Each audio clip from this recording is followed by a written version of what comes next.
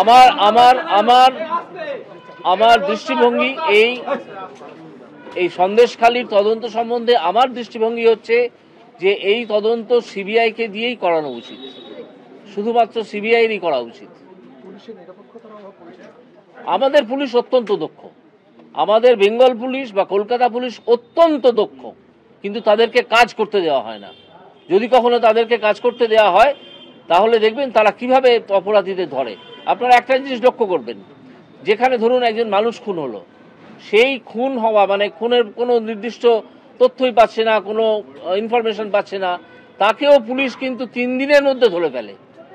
যেখানে একজন রাজনীতিবিদ জড়িত তাকে 3 বছরেও ধরতে পারে না। এটা কেন হয়? এটা তো পুলিশের ব্যর্থতা নয়, এটা রাজনীতিবিদরা তাদের হাতটা বেঁধে রাখেন। আপনি পুলিশের উপর ছেড়ে দিন না 7 দিন, দেখতে পাবেন দুষ্কৃতিকারীদের কি অবস্থা হয়। শাহজাহানের ক্ষেত্রেও তাই হয়েছে। হ্যাঁ, একদম তাই হয়েছে, একেবারে তাই হয়েছে।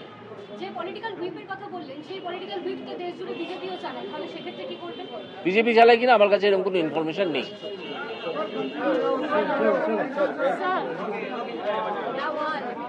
আপনি পড়ছেন দা ওয়াল। তাহলে আমি উঠি।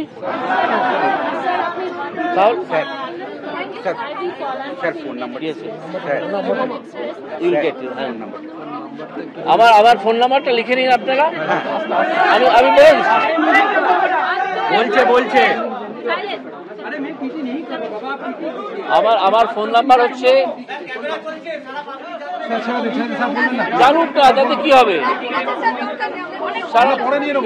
ঠিক আছে ঠিক আছে না, সবার লাইভে আছে না।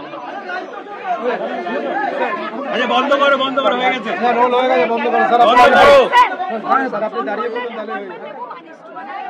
স্যার দাঁড়িয়ে করুন, আস্তে আস্তে আপনি দাঁড়িয়ে, স্যার আপনি দাঁড়িয়ে গেলে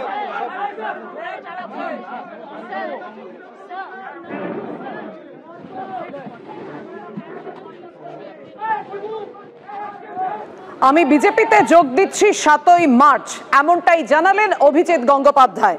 বিজেপি একমাত্র সর্বভারতীয় পার্টি যারা তৃণমূলের দুর্নীতির বিরুদ্ধে লড়াই করছে, সেই কারণেই আমি বিজেপিতে যোগ দেওয়ার সিদ্ধান্ত নিয়েছি। অর্থাৎ যে জল্পনা চলছিল, যে গুঞ্জন শোনা যাচ্ছিল, তাতেই শিলমোহর দিলেন অভিজিৎ গঙ্গোপাধ্যায়। তিনি বললেন বিজেপি একমাত্র সর্বভারতীয় পার্টি যারা তৃণমূলের দুর্নীতির বিরুদ্ধে লড়াই করছে, আমি বিজেপিতে যোগ দিচ্ছি 7ই মার্চ, স্পষ্ট জানালেন অভিজিৎ গঙ্গোপাধ্যায়। এবং তৃণমূলের ভেতরে ভেতরে ভাঙছে এই দল, আর বেশি দিন নেই, এ কথাও তিনি বলেন। 100 দিনের কাজে দুর্নীতির বহু প্রমাণ আমি পাবো। শেখ শাহজাহান প্রসঙ্গে তিনি বলেন, শেখ শাহজাহানকে পুলিশ চায়নি, তাই গ্রেফতার করেনি। একেবারে স্পষ্ট জানালেন আজকে অভিজিৎ গঙ্গোপাধ্যায়। এই মুহূর্তে আপনারা সরাসরি দেখছেন, সাংবাদিকদের সঙ্গে কথা বলছেন অভিজিৎ গঙ্গোপাধ্যায়।